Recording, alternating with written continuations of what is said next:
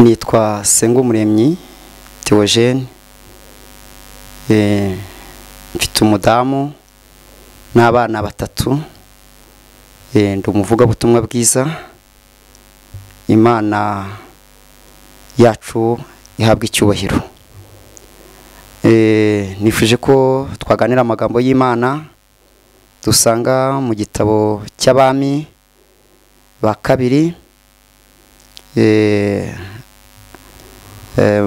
ibice ni 7.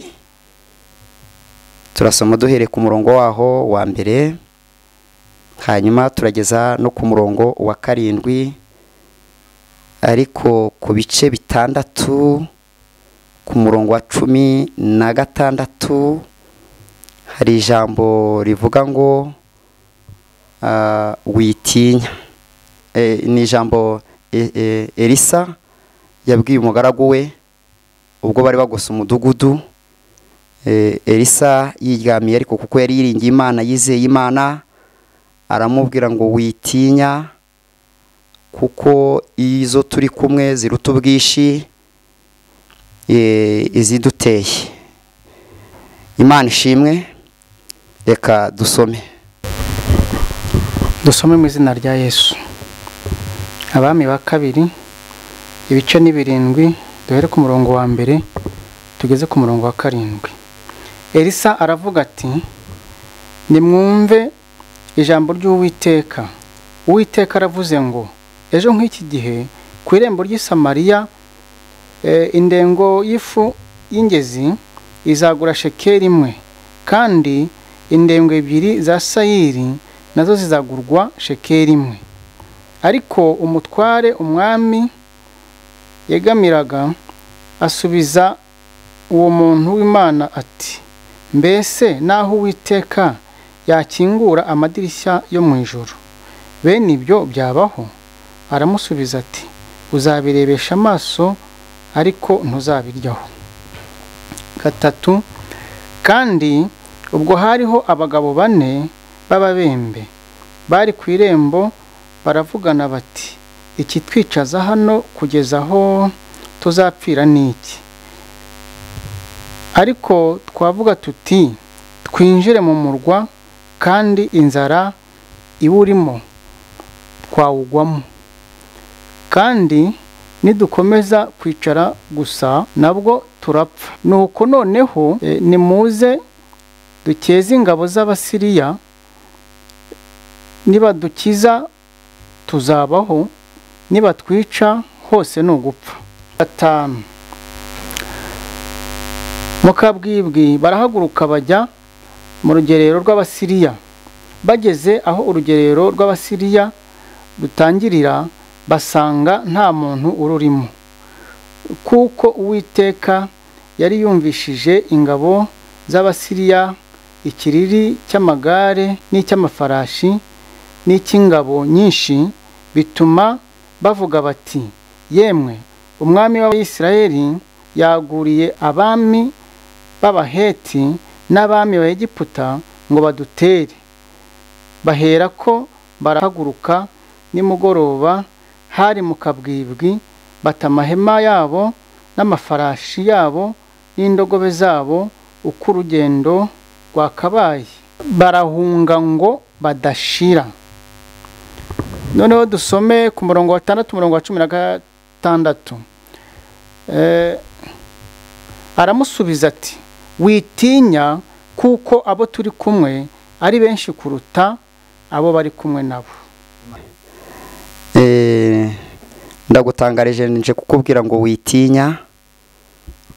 Igutinyisha birahari, ibintinyisha birahari, ariko mwene data nje kukubwira ngo witinya, kuko iziri kumwe natwe ziruta ubwishi iziri kumwe n'abaduteye.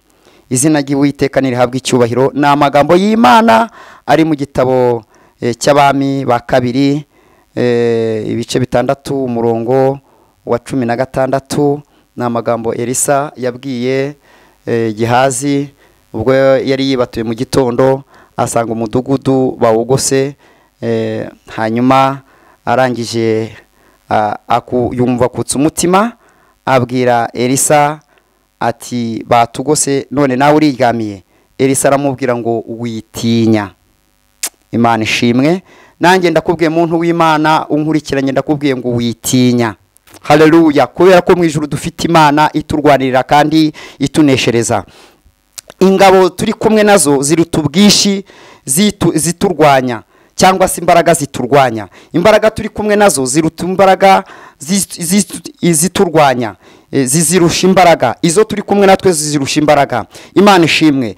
Dusomye amagambo meza y'Imana. Umukozi w'Imana yahanuye, ahanura mu gihe gikomeye cyari kigoye, mu gihe Abisirayeli bari baragoswe n'inzara. Hanyuma umwami inzara iratera, abantu babura ibyo kurya, abantu bageraho bafata amahurungure y'inuma ayarashira, bigeraho umubyeyi. Murabizi umwana ukuntu aryoha, murabizi ukuntu umwana ukuntu avuna mwa ababyeyi mwe murabizi kuturusha. Ariko ngo igihe cyarageze ababyeyi bajya inama yo kurya abana babo. Uwa mbere inzara, urumva ntinzara yari yoroshye, ntabwo iyo nzara yari yoroshye, yari ikomeye. Hanyuma ngo ikirego kirazamuka kigera ibwami. Kigeze ibwami, umwami abura uko abigenza ngo ashishimura imyenda, yambara ibigunira, yohereza abatambyi cyangwa se abakuru, abohereza kuri Elisa. Elisa ariko kibabona ahanura aya magambo akomeye, arababwira ngo ejo nk'iki gihe indengo y'ifu. Ntago byari byoroshye, yahanuye mu bihe bikomeye, yahanuye mu gihe gikomeye, ariko arahanura kuko Uwiteka yari ari kumwe nawe. Uwiteka yari muri mu mukozi w'Imana Elisa. Ayahanura atajya iminwa, ayahanura ahagaze ku maguru yombi, ayahanura afite kwizera, ayahanura mbese ayahanura mu izina ry'Uwiteka. Ngo ariko akimara guhanura aya magambo, aravuga ngo ejo nk'iki gihe indengo y'ifu Samariya kwirembo izabigura shekeri imwe. Abantu ntibabyumva. Ngo igisonga cye umwami yegamiraga cyo cyumvise ayo magambo, ngo gigira gushidikanya muri we. Arashidikanya, aravuga kubera inzara yabonaga muri icyo gihugu. Mw'abantu b'Imana mwe, aho ugera umubyeyi arya umwana we ntugire ngo byari byoroshye, ariko ahanura amagambo akomeye. Imana ishimwe. Hanyuma ahanura aya magambo, arangije aravuga ngo ejo nk'iki gihe ibyo kurya bizaba byabonetse, ibyari bihenze bizaba bimanutse. Ni nk'uko wavuga mu gihe nk'iki ngiki ngo ejo nk'iki gihe ikiro cy'ibirayi kizaba kigura amafaranga 100. Byaba bigoye kugira ngo abishyikire, ababishyikira ni bake cyane. Ariko nge sinshaka kuvuga kuri inzara, kuri iyi nzara y'ibyo kurya y'ibirayi, kuko Abisirayeli iyi nzara bahuye nayo y'ibirayi y'ibyo kurya n'ibyo. Ndashaka kuvuga ku nzara y'Umwuka Wera.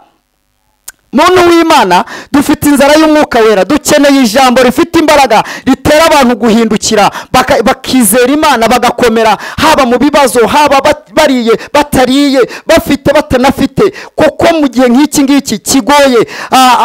Rero dukeneye ijambo, dukeneye ibyo kurya by'Umwuka Wera. Hanyuma ibi bihe biragoye mw'abantu b'Imana mwe. Reka mvuge ngo iki gihe rero uyu mubyeyi wari bamaze kurira umwana, agira urubanza araruzamura rujyana imbere y'umwami. Umwami abyumvise. Kubera iki? Kubera uwo mugenzi we aramubwiye ngo reka tujye uyu nguyu, uyu nashira ejo tuzajya uwo ngo wawe. Arangije undi aragenda aramuhisha, aramubura. Ikirego kirazamuka kigera ku mwami. Ndagira ngo nkubwire muntu w'Imana, wowe ugifite akakiza ugakomereho.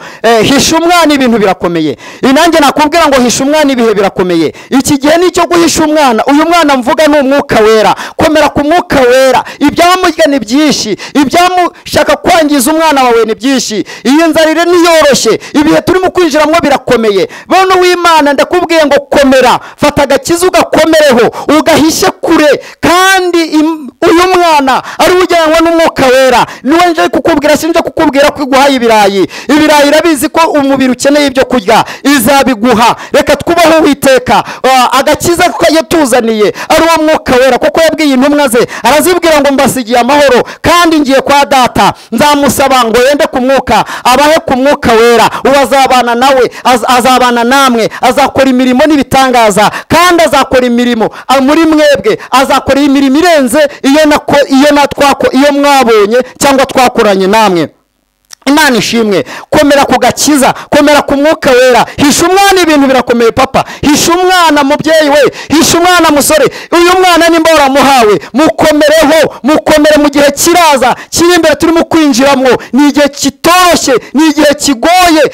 Hisha umwana wawe rero, muhishe kure cyane. Ngo nuko umwami Elisa amaze guhanura uko ngo igisonga umwami yegamiragaho kiravuga ngo nyagasani, ngo naho Imana yakingura amadirishya yo mu ijuru, ngo ibyo uvuze byabaho.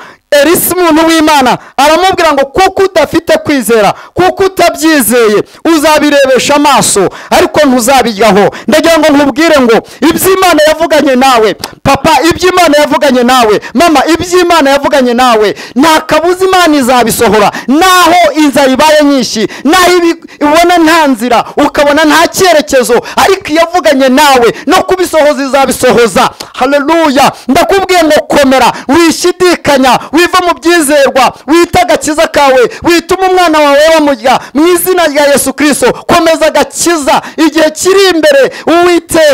Uwiteka waguhamagaye, Uwiteka wagutoranyije, afite n'icyo ategura kuzakora ku buzima bwawe. Komera ku mwana wawe, komera ku gakiza kawe mu izina rya Yesu Kristo. Ngo hanyuma ngo arangije kuvuga ayo magambo, ngo warigendera uko umukozi w'Imana yahanuye.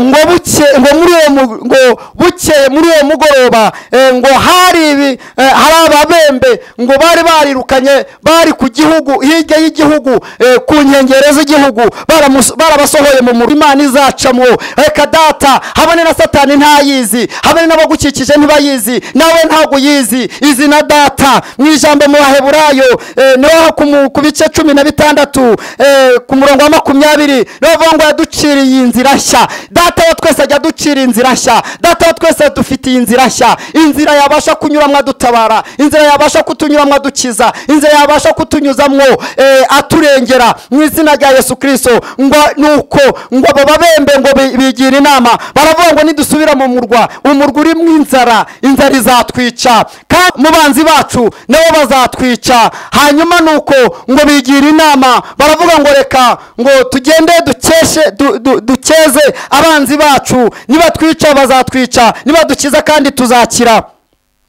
Ngo nuko muri ako kabwibwi kuri uwo mugoroba barahaguruka. Haleluya. Imana bakibigambirira, Imana ihagurukana nabo. Ngo nuko ibatiza umurindi, ngo bagihaguruka, ngo baragenda, ngo uko batera intambwe. Ngo nuko ngo Imana ikumvikanisha mu banzi baba Isirayeli bari barabogose, babicisha inzara. Ngo nuko bumvikanisha mu matwi yabo. Hari ibintu Imana ijya yumvikanisha mu matwi y'abanzi bacu mu izina rya Yesu Kristo. Imana yumvikanisha umurindi w'ubutabazi mu matwi yacu mu izina rya Yesu Kristo, mu matwi y'abanzi bawe, mu matwi y'abanzi banjye. Imana yumvikanisha umurindi udasanzwe, kuko Imana ishaka gutabara Abisirayeli, kuko Imana ishaka gutanga ibyo kurya, kuko Imana ishaka gutanga ibyo kwambara, kuko Imana ishaka gutanga, kuko Imana ishaka gukiza. Yumvikanisha umurindi w'ubutabazi mu izina rya Yesu Kristo.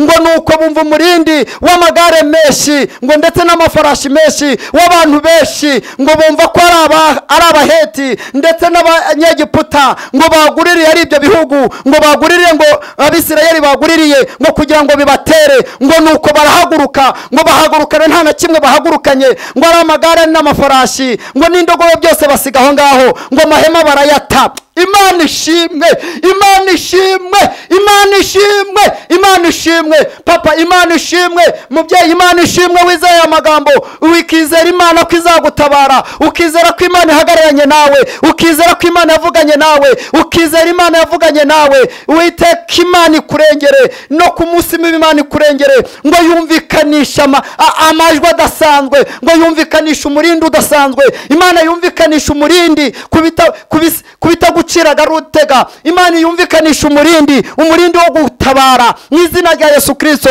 Ngo nuko ngo baragenda, ngo nuko bigira inama yo guhaguruka, ngo bagenda nta kintu bajyanye.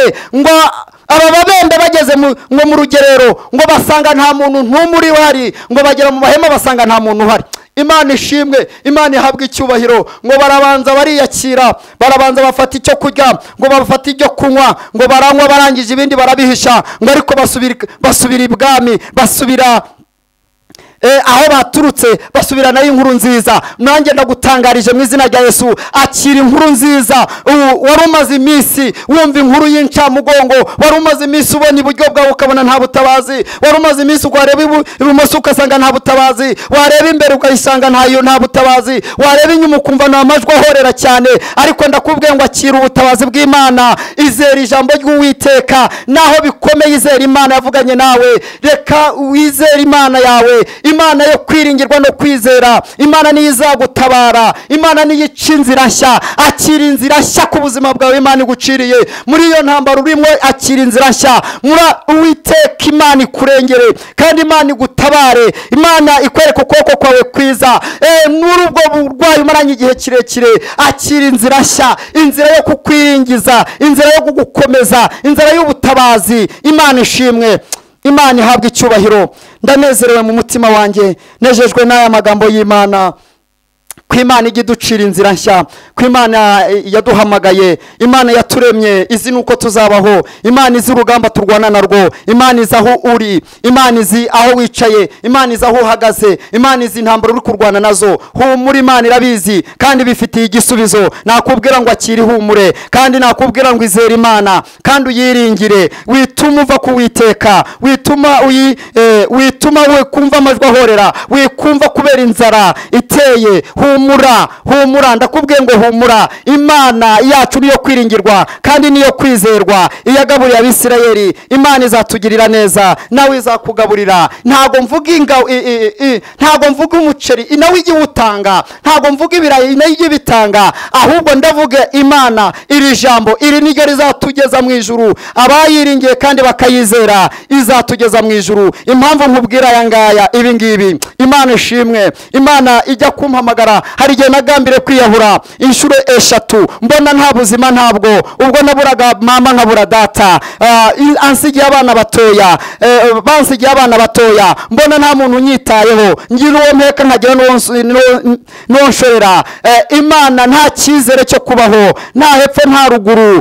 Numvaga nta kubaho, numvaga ibintu by'agakiza sinabyumvaga. Ariko mbona najyaga mu nzoga nkagira ngo mbone ko nasinzira, ariko ntabwo nabonye amahoro. Ariko data amaze kumpamagara, nengeye kwinjira mu nzu y'Imana, numvise amagambo y'Imana, numvise icyo Imana ivuga, numvise amagambo meza Imana ivuga, numva ari mwihumure. Nanjye ndayizera, ndabatizwa, ndayikurikira. Hanyuma iyi saha Imana iza kungirira neza. Abana nareraga bashiki banjye barakura, natwe turakura mu buzima bugoye n'ubuhamya burebure. Ariko Imana data wa twese yaduhamagaye, kuko ijambo Imana yavuze. Ngeze mu nzu y'Imana irambwira ngo ni impumure. Imana izangirira neza, Imana izamfasha, Imana izaturera, Imana izatugaburira, Imana izatwambika. Ibyo yarabikoze.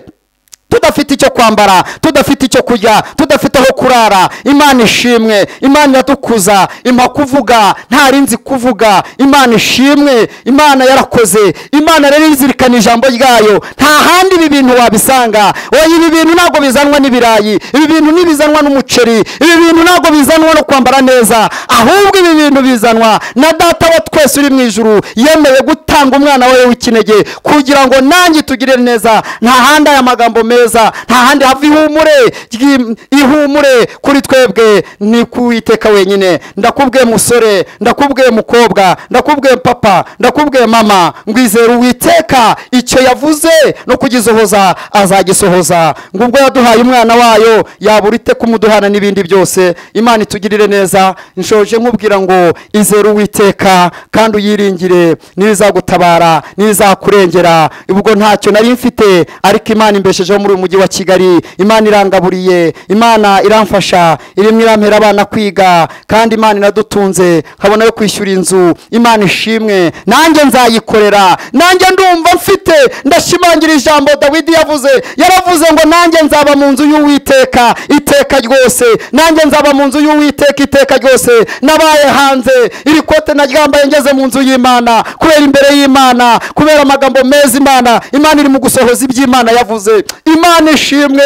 Nayibwa ivuga ngo iki? Igihe kwiga byari byanze, ibyo abantu baha amahirwe byanze, ubuzima bwanze, ariko data wa twese igihe nagambiraga kwiyahura, ariko data ntiyabyemera kuko yabonaga ko nzava nk'umukozi w'Imana. Imana ishimwe. Mfubyi ihangane, Imana ise niwe mfubyi, ise w'imfubyi. Mupfakazi ihangane, data wa twese niwe mugabo w'abapfakazi, udafite shinge na rugero. Ndagira ngo nkubwire ngo nubwo ubona byanze, ukabona hari amaboko kurwanya, ukabona hari amaboko agusumiye, ariko humura, ndakubwiye ngo ntacyo azagutwara, kuko mu ijuru dufite Imana. Iyo nzara ntacyo izagutwara, kandi kuko Imana yaguhamagaye. Iyi nzara yo ndakwinginze, reka uha agaciro kubikurwanya, ahubwo ha agaciro icyo Imana yavuze. Uyu Dawidi, Imana Dawidi namuvugaho byinshi. Mfite umwana w'imfura witwa Dawidi. Imana ishimwe, Dawidi ndamukunda. Imana imukoresha iby'ubutwari atarahabwaga agaciro mu muryango. Nagira ngo nkubwire ngo ushobora kuba waravutse ntuhabwa agaciro mu muryango, ariko Imana yaguhaye agaciro ikakugeza hafi na kure. Humura, yikomereho, uyizere. Nta cyatuma igutandukanya n'Uwiteka. Ni amafaranga menshi se, ni iki? Oya, ahubwo ndakubwiye ngo komeza icyo Imana yaguhaye, komeza agakiza, komeza wiringire Uwiteka. Byanga bikunze, iyo muzabana nawe mu bihe bikomeye no mu bihe byoroshye, Imana izabana nawe. Humura cyane. Nubwo hari biguteye ubwoba, natangiye mbabwira ngo witinya, shoje mbabwira ngo nanone ngo mwitinya, kuko Imana ihari, iracyari ku ngoma, ifite inzira nyinshi zirenze izo umuntu atekereza n'izo ntekereza, yanyuramo itabara abantu bayo. Shoje nshima Imana kandi dusenga Imana. Nifuje kongera gusenga Imana, kubwira ijambo, izina ryayo nirihabwa icyubahiro. Mana data wa twese uri mu ijuru, izina ryawe nirihabwa icyubahiro. Umuntu yabura uko abigenza, ariko wowe ntujya ubura uko ubigenza. Umuntu yasumirwa n'amaboko menshi, ariko ukamukiza muri byose. Haleluya. Ndagushimiye Mana, kuko mu nzira zose hari inzira abantu banyuzemo, hari inzira zitaranyurwamo n'umwe, izo ubasha kunyuramo ugatabara umuntu, ukaba watabara, ugatabara uyu mubyeyi, ugatabara uyu mumama, ugatabara uyu mugabo, ugatabara uyu musore ukwiringiye ukwizeye, ugatabara uyu mukobwa, ugatabara imfubyi n'abapfakazi. Uwiteka nyiribihe, sengeye umurimo wawe, sengeye igihugu cyanjye, sengeye itorero ryawe, mu izina rya Yesu Kristo, Uwera wa Isirayeli, kugira ngo mu gihe gisa nk'iki, igihe kitwugarije, igihe Mwami Imana kigoye, ibyahanuwe biri mu kudusohoraho, ndasenze mu izina rya Yesu, kugira ngo inzara y'Umwuka Wera, Uwiteka Nyiringabo, uducire inzira Mana, uyiturinde mu izina rya Yesu Kristo. Uturinde inzara y'Umwuka Wera mu izina rya Yesu Kristo.